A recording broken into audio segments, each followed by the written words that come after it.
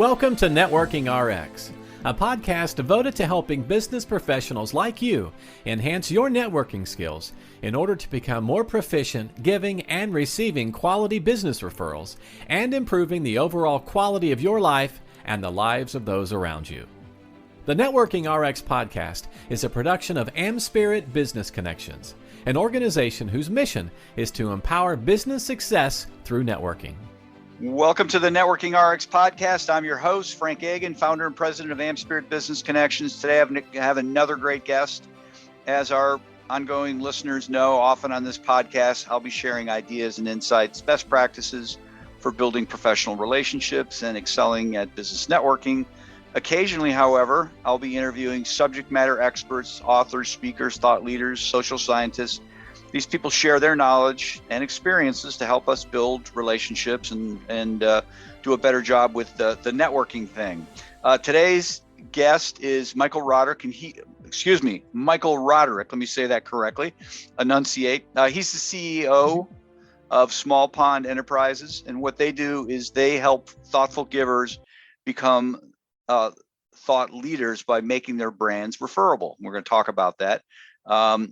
Making their messaging memorable and their ideas unforgettable. He's also the host of the the podcast, which is called Access to Anyone, which shows you how you can get to know anyone you want in business and in life using time-tested relationship-building principles. So I love about these relationship-building principles. They just don't change. His unique methodology comes from his own experience of going from a high school English teacher to a Broadway producer in under 2 years. Michael, welcome to the program. Yeah, thanks so much for having me. I'm excited to be here. Yeah, you know, I kind of interjected and I just thought about it, stream of consciousness. I used to be a tax guy. I was a tax consultant. Every year it changes, right? And that's what I hated about it. You always had to kind of be up on it. It always changed, and it was silly little things. And there's 14 layers of different depreciation depending upon when you bought the asset. I love the relationship thing because we learn more things about it. We get better at understanding it, but by and large, it's the same. Been the same for eons. So anyhow, enough about that. High school English teacher to Broadway producer, kind of share that story. I get why you why you'd rather be a producer than a high school English teacher. I get that. But how'd you make it happen? Yeah. So basically in the world of Broadway, the thing that is actually the most important to most producers is credit. So most producers sort of operate under this model of I will go to sort of a producer at a higher level and say to that producer, I'm going to raise this amount of money for you and I'm going to get credit on this show. So either my name's going to be above the title, my name's going to be next to yours. Like if I go to you as another producer, usually that's the way that this model sort of operates. And when I sort of noticed that, I decided to just take a little bit of a different take on it. So what I did was I went to producers and I said, I'm actually not interested in credit right now. I'm interested in just getting better at raising money. I really just want to have a better understanding of how to raise money. I want to do more deal flow. I want to really focus on that. And because I wasn't coming to all of the other producers with the requests for credit, I was able to first say, I can't guarantee anything. I can't promise anything. But then I was also able to say, I can reach out to lots of different people because I'm not just focused on one show or sort of one project. So what ended up happening was a lot of producers gave me their paperwork on these different shows. And when I went to potential investors and I started having conversations with them, I had a portfolio of shows to show those investors as opposed to just one show that I was selling. So I ended up doing a lot better when it came to raising the money because I had lots of choices for my investors. And over time, what happened was I built this level of credibility amongst the other producers. They saw that I was raising money. They saw that I was bringing in money for this person or that person. So my name was kind of getting around. And eventually I was approached by a producer who said, if you can raise this amount, I want to give you credit on the next show.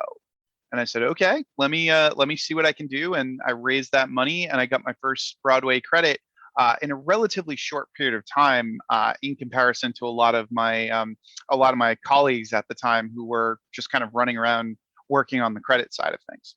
So to understand the model, the status quo model, which you somewhat disrupted, was, hey, I want to get credit on your show. I'm going to raise money for your show and nothing else. I'm going to sell this one thing and nothing else. Interesting. So you had producers then actually reaching out to you, and yep. Did you have investors? Kind of the same thing. Yeah. Once I started raising, and once people kind of knew that I was in the mix and I had shows that I was involved in, I would have people reaching out to me on a fairly regular basis, whether it be other producers saying like, let's get something together, or other investors saying, I heard, from my friend that you worked on this show. I'd love to see kind of what you've got in your portfolio, or sort of what your slate is. More folks kind of came to me as a result of that. Interesting. Well, I would have to think, as an investor, I would rather sit down with you than the 10 other people pitching 10 other shows or whatever. I don't know how big your portfolio was, but and this is kind of getting us a little bit off track, but have other people tried to follow that model now? It seems brilliant. Well, thank you. I appreciate that. I think a lot of people have, like, I think, I think that now people are a little more diverse in terms of what they're, and what they're getting involved in, and sort of how many projects, et cetera. I also think that there's been a shift in the industry, because in the early stages of that industry, it was really, you had like one big producer a lot of the time on a show, because you could actually fund a show with one big producer sort of at the top. But as time progressed and the budgets became what they became, you needed multiple producers to really make that thing happen. And it became this, like, everybody had to sort of carve out their little piece, their little piece of investment. So I think we sort of hit that point now of saturation, where a lot of the time, one show could have 20 or 30 producers, depending on what that budget is, and depending on who's the main producer raising and how much they're actually putting in. Okay, I've got that. Now, how did you go from that to what you're doing now? And for our listeners, I just want to let you know, and Michael will probably hopefully bring it up. He writes a daily piece, a daily blog. I mean, it's 5 days a week. I'm getting it. And Small Pond Enterprises. You want to talk about that and how you got into that, and then how you help people create these referable brands? Yeah. So I started to kind of look at, why was it people were always coming to me. And originally I thought, okay, well, I'm pretty good at relationship building, and I've made a lot of introductions. So, my theory was that basically that was it, that because I was good at the relationship building side of things, that's why people were coming to me. But over time, I started to notice that there were lots of other people who were also good at building relationships, but folks weren't coming to them necessarily. So I started to ask myself, okay, well, if I took networking out of the equation, and I just asked myself, what was it that got me into all of these rooms? What was it? And I realized it was because people would talk about me when I wasn't in the room in a good way. So I started to look at that and say, okay, well, why is it? Why are people sharing my ideas? Why are they kind of going through that process? And what I realized was, I had created this referable brand for myself. I had my own thoughts and ideas at the time, first about the entertainment industry, but then that moved into more of sort of like the entrepreneurial world and the work that I had done there. And I had my own theories. I had my own frameworks. I had my own models that I was sharing and teaching to other people. And what I realized was, not many people actually took the time to create their own models or teach their own models. So I had this realization that if I can help entrepreneurs who have intellectual property, have things that they create, actually package those ideas, then they also could become referable brands. So that's what I started to do. I started focusing on those entrepreneurs who are in that thoughtful giver place. They love to help, they love to support their people, they love to do the work for their clients, but they've been deprioritizing the packaging of their intellectual property, the packaging of their ideas. So I started to say, okay, well, what if we start to treat your ideas and your concepts the same way we would treat a Broadway show, and really think about, what is that title? How are we describing it? How are we breaking it down so that other people can talk about it when you're not there? And the more that I did that, the more opportunities I found in this referability world, where basically my clients would get lots of inbound requests, lots of people saying, I want to interview you, I want to have conversations with you, lots of people saying, yes, I'm ready to buy, because we really took the time to look at how that stuff was being packaged, as opposed to, in most cases, lots of entrepreneurs just kind of do the work and they never take the time to go through that packaging process. So this really sounds like a souped up form of content marketing. Yeah, it's I would say it's content market research is Okay. the way that I'd frame it, because in essence what you do is you create this content, you create this material, and it helps you understand what your audience wants. And then you can build all sorts of products around that. So if I come up with a framework and I teach that framework, and that framework is just being shared like crazy and everybody's really interested in that, well, that tells me that I can take that framework and I can turn it into an offer. I can say, okay, we'll walk you through this framework. We'll go through this process. And I already know that I've got a market that's willing to buy that because I've seen how they reacted to the content itself. To what degree is there some trial and error in that process? I mean, do sometimes people put things out and crickets, they don't hear anything? Is that? Of course. That's and that's probably one of the most important pieces of this, right? It's about the aspect of, you need to test your ideas and your concepts in the market before you spend all the time trying to create an offer. And most of the time what tends to happen is people will sort of create an offer and then just sort of bring it out to the market. And they've already got their idea of like, oh, I think this is valuable, I think this is useful. And then they go out and nobody buys it. So it's so much better to take the time to think about, well, what is the idea? What's the concept?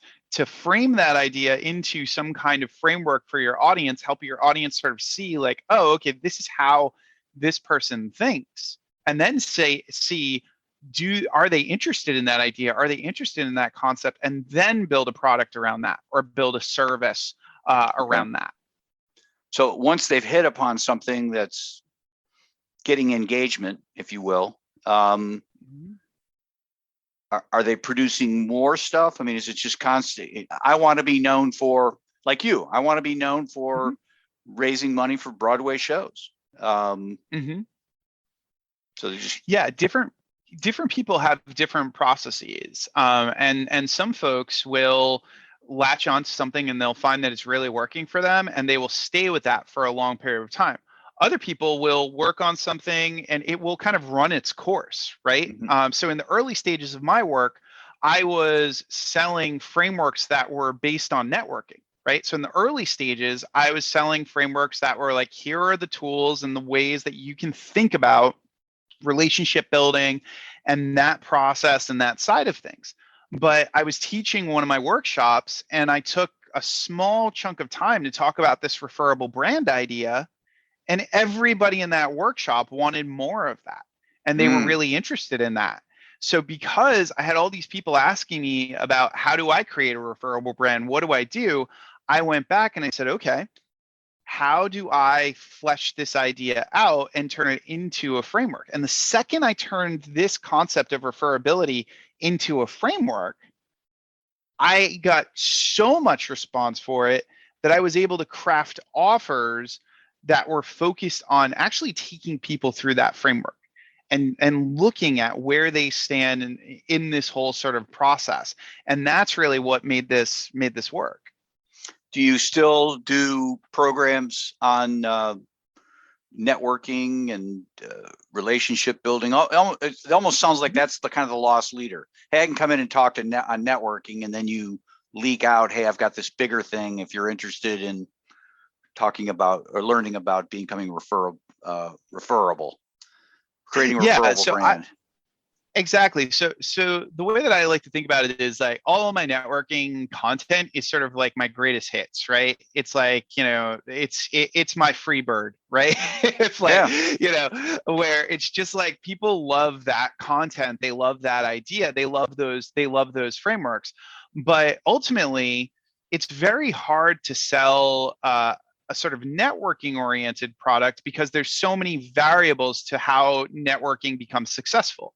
Right. It depends on the person. It depends on what we're actually doing. It depends on, sometimes it's your offer that's the issue. Sometimes it's the network. Sometimes it's the way that you're asking. Like there's so many factors that are variables when it comes to networking in terms of actually seeing a specific result. Whereas with referability, you're either getting those referrals and you're getting those engagements and you're getting traction, or you're not. Like there's really not much of an argument there. If something is repositioned and it takes off and you're able to charge 5 times more for it than you were before, that's a very straight line in terms of communicating the value. Whereas, you could learn any number of things around networking, but there's all of these factors outside of your control, right? And hard to verify.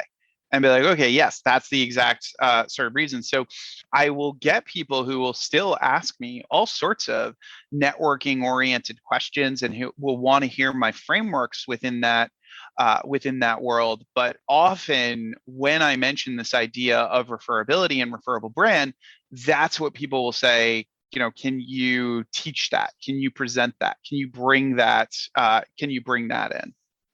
Okay, interesting. What sorts of entrepreneurs, professionals do you work with? I'm sure. So go ahead. Yeah, I mainly work with coaches and consultants. I get a lot of coaches and consultants who basically they have kind of gone out, they've sort of put up a shingle, maybe they've gone through some kind of certification program, but they've never really taken the time to do the packaging aspect. They're usually on the delivery side. They're spending most of their time just doing the work for their clients, and they're really not doing anything on themselves. They're really not looking at any of those pieces. Those are usually the folks that I end up doing the most work with. Okay. Yeah, I tend to look at coaches and consultants. Well, a couple of years ago, if you'd have asked me, I would have just thought, okay, you're a coach. Coach is a coach is a coach. Now I realize that coaches are like the term ice cream. There's a lot of flavors of ice cream. And I was kind of tipped off because I had a bunch of people I knew who were coaches and they all wanted to meet each other. It's like, man, you guys are competing, aren't you? Oh no. And you start to listen and say, okay, I get it. They're actually handing people off to one another. So it's a very neat community. So I guess talk about the podcast real quick, types of, Sure. What's the aim of that? Who I assume that's for your audience. It's part of your making yourself referable sort of a thing. But please. Yeah. So the show was started back in 2015, and it's called Access to Anyone. And basically it focuses on a lot of these relationship building principles, but I do talk about referability with the folks that come on, and I have done some solo episodes where I've shared some of these, concepts and sort of talked about some of these concepts. But the main thing at the end of every episode, I ask each guest if they could have access to anyone, they get a chance to meet anyone they like, they have to be living, who would that one person be? And you just hear so many amazing sort of variations on people that other folks would love to meet and the reasons why. And it's really just a great opportunity to get to know other people, to give them a chance to share their thought leadership and their ideas, and really just have great conversations. As you probably know with your podcast, right? It's just a really great time sort of be like, okay, let's dig in and let's talk more about these concepts and these ideas, and sort of have a chance to share a lot of these insights with this audience. No, you're right. I mean, it's podcasting is a great education. I mean, I don't mean learning the whole, where you load them and all that stuff, the administrative stuff, but talking to people and getting little insights and little ahas and, oh my God, I didn't realize that. That just makes so much sense. What sorts of shifting gears, what sorts of things can people listening help you with, types of things you're looking to be referred to? Obviously, coaches and consultants, other things? Sure. So most of my opportunities come from speaking about this referability idea. So what I often will do is I will come into sometimes companies, sometimes groups, sometimes people will have me in summits, things like that, where I will break down these referability principles, and I'll talk about, here's how to think about making yourself more referable. Here are the main things that you want to focus on. So any opportunities to share this idea and this concept on larger platforms, whether that be podcasts, whether that be summits, or those types of things, I'm always excited for that. And if folks have other friends and colleagues who are really struggling with that aspect of, how do I craft this offer? How do I position myself? Always happy to chat and see if I can be helpful. Yeah, it's interesting.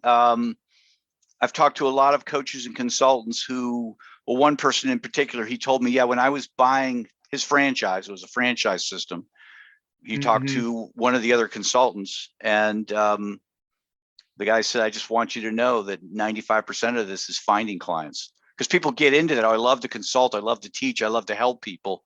And they get certified or they get trained or whatever you want to call it. And then it's, okay, where are the clients? Where's the beef? Yeah. It's they're not there. Exactly. And so what you're doing is a real service for some of these people, because they get lost. They feel lost. They feel defeated, and they'll just walk away from it. There's something wrong with me. Well, there's nothing wrong with you. It's just a simple little tweak. Well, maybe a little more than simple, but it's, there's different work you need to do, right? Yes. Well, I appreciate your time today on the program. Yeah. No, I'm happy to be here. The best way to get a hold of you would be myreferabilityrater.com. Is that the put in the show notes? If folks go to myreferabilityrater.com, there's a little test that you can do to see how referable you are, and you'll get a score. And my info is right on there, and more than happy to answer any questions that you have about your score and sort of how things went. Any questions that you have, I'm totally happy to chat. All right. Again, thanks. Yeah, thanks for having me. Thanks for joining us on the Networking RX podcast. Please put what you've learned into action today, and let us know if you have questions, comments, or ideas for future topics. You can email them to us at podcast@amspirit.com. That's AMSPIRIT.com.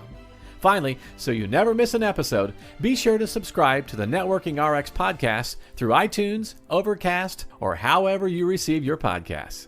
Now get out and network with someone. The Networking RX podcast is the copyright production of AmSpirit Business Connection. All rights reserved.